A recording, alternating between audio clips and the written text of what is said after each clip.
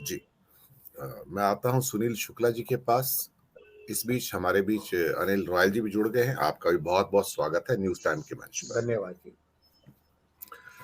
अ, सुनील जी, जिगर भाई ने कहा कि मुद्दों को छोड़कर टी-शर्ट और बाकी चीज़ों में बातचीत होती है। कर्नाटका भाजपा के एक अध्यक्ष हैं कतील साहब। उन्होंने एक भाषण में 2-3 दिन पहले कहा कि ये मुद्दे-वुद्दे भूल जाइए। क्या एजुकेशन है, क्या हेल्थ है, क्या परेशानियाँ हैं। एक मुद्दा याद रखिएगा क्योंकि अप्रैल में चुनाव है कर्नाटक के, वो है लव जिहाद। सारा चुनाव उसी के ऊपर लड़ा जाना है। जब एक पार्टी की मानसिकता ऐसी हो जाती है और उसके सामने फिर जब ये कांग्रेस पार्टी अपने आप को रीगेन करने का प्रयास कर रही है। कांग्रेस ने जितनी सीटें ये जमीन गंवाई है वो अधिकतर देखा जाए तो भाजपा के हाथों ही गंवाई है। और कांग्रेस जो भी रीगेन करेगी वो भाजपा को ही डंट मारेगी। एग्जैक्टली कुछ ना कुछ ऐसा ही लगता है। लेकिन पानीपत की जो रैली हुई है, जहां पर काफी बड़ा हमला किया, असमानता पे, अग्निपथ पे, बेरोजगारी पे और सारी दौलत कुछ हाथों में जो सीमित हो रही है। राहुल एग्रेसिव तो हो रहे हैं लेकिन मुद्दों के सारे और भारतीय जनता पार्टी के पास उन मुद्दों के जवाब नहीं है। सुनील शुक्ला जी। धन्यवाद दिनेश जी। भारतीय जनता पार्टी के ऊपर आप मुद्दों के सहारे ही हमला कर सकते हैं। सत्तारूढ़ दल को आप मुद्दों के भरोसे ही घेर सकते हैं, क्योंकि सत्तारूढ़ दल के पास गवर्नेंस के नाम पर बताने के लिए अपनी उपलब्धियां कुछ भी नहीं है। भारतीय जनता पार्टी के कर्नाटक के प्रदेश अध्यक्ष ने को कुछ भी कहने का अधिकार है।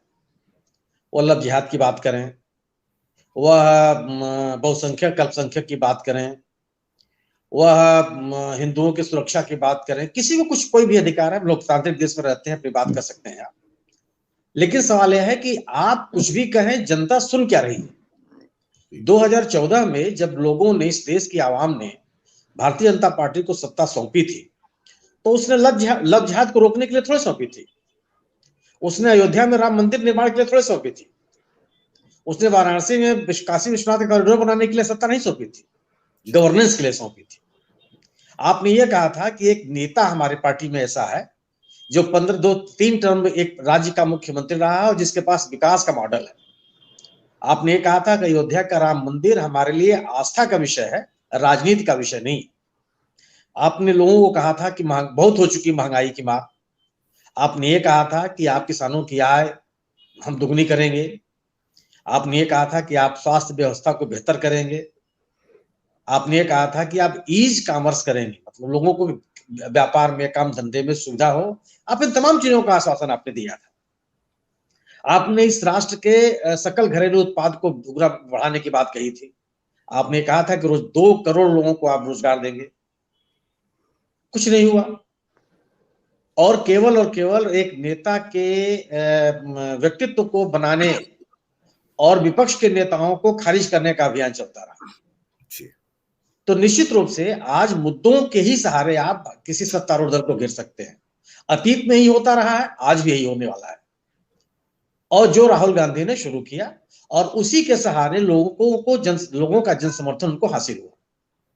तमिलनाडु से लेकर के लगभग 10 राज्यों की यात्रा करते हुए हरियाणा पहुंचे और लगभग हर राज्य में बढ़ चढ़ कर लोगों ने उनके सभाओं में शिरकत किया, उनको सुनने आए, उनसे मिलने आए, उनसे अपने अनुभव साझा करने के लिए आए। आप इस सरकार के, अगर लोग इस सरकार से निराश नहीं हैं, उनकी नीतियों से निराश नहीं हैं, उनके द्वारा किए गए वायदों को लेकर के उनके मन में संतोष नहीं है, तो इतने लोग आपके पास नहीं आने वाले हैं। कोई नहीं सुनने वाला है आपको। लेकिन लोगों के मन में निराशा है। लोगों ने जो इस हुकूमत से उम्मीदें बांधी थी, लोग निराश हुए, वो कुछ हासिल नहीं हुआ और लोगों को तरह तरह की बातें बताई जाती रही। जब आपका दिया गया समय पूरा हो गया तो उसको अगले 20 साल का एक टाइमलाइन बता दिया गया कि अब ये तो 2022 बीत गया है, अब 2057 में हम लोग मिलेंगे। तो इन सबको लगने लगा। और दूसरी चीज कि बहुत समय तक आप अपने मूलभूत समस्याओं से आंख बंद नहीं कर सकते। अगर आपको भूख लगी है तो आपको भोजन चाहिए ही चाहिए, और अगर वो उस समय नहीं मिलता तो जिस व्यक्ति की जिम्मेदारी है कि आपको भोजन उपलब्ध करावे, आप के मन में उनके प्रति आक्रोश होगा ही होगा। अगर शिक्षित युवाओं को रोजगार नहीं मिल रहा है, इस देश का जो व्यापार है वो घटता जा रहा है, इस जो अपने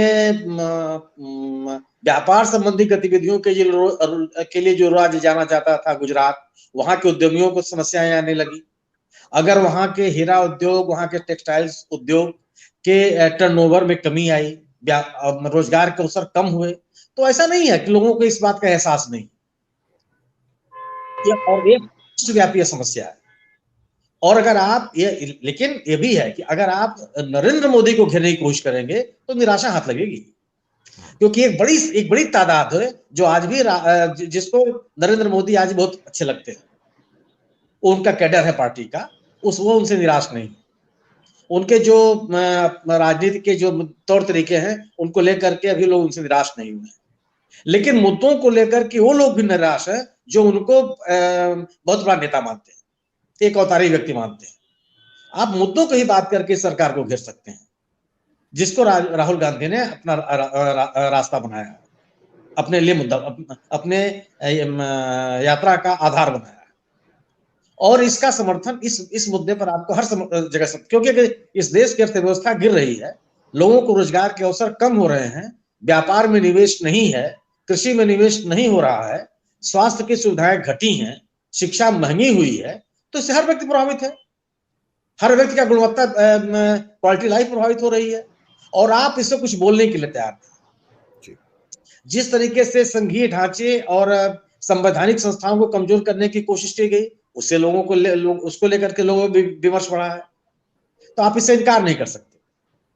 और यही वजह है कि इन चीजों अब तक सबसे बड़ी जो खास बात उपलब्धि हुई कि राहुल गांधी ने अपनी इस यात्रा के माध्यम से जिस तरीके से विपक्ष को खारिज करने, अविश्वसनीय बनाने, भ्रष्ट और बेईमान बताने की कोशिश की जा रही थी, उन सभी तौर तरीकों को तबाह कर दिया, उन सभी चीजों को खारिज कर दिया। आज लोकतंत्र के लिए जो एक आवश्यक चीज थी कि इस देश में एक मजबूत विपक्ष हो, उस विपक्ष की जनता में विश्वसनीयता हो, लोग उसके प्रति विश्वास के साथ देख सके, उसको हासिल किया राहुल गांधी, जिसको पिछले कई वर्षों से संस्थागत तरीके से खारिज करने की कोशिश की गई थी। अब जब विपक्ष के प्रति विश्वास बढ़ा लोगों के मन में, लोग सड़कों पर निकले। क्यों निकले? कि विपक्ष भी सड़क पर निकला और लोगों को ये लगा कि हमारी बात कहने, हमारी बात सुनने, उनके दुख दर्द को आवाज देने के लिए जो एक राजनीतिक ताकत, एक नेतृत्व की आवश्यकता थी, वो उपलब्ध है, उस पर भरोसा किया जा सकता है। और उस भरोसे को हासिल किया राहुल गांधी ने अपनी यात्रा के माध्यम से, पब्लिक कनेक्ट को मजबूत किया। आप लोकतंत्र में बिना पब्लिक कनेक्ट किए अपनी बात को पहुंचा नहीं सकते हैं, और खासतौर से ऐसे दौर में जब विभिन्न संस्थाएं सत्ता के द्वारा नियंत्रित हो रही, मीडिया भी तरह तरह के अंकुश। तो मुझे लगता है कि राहुल गांधी की इस यात्रा की जो सबसे बड़ी उपलब्धि है कि देश में मौजूद जनता से जुड़े हुए मुद्दों को आवाज मिली और विपक्ष की विश्वसनीयता बढ़ी और लोग विपक्ष से जुड़े, और यह भारतीय जनता पार्टी या सत्तारूढ़ दल के लिए एक बड़ी चुनौती है। जी।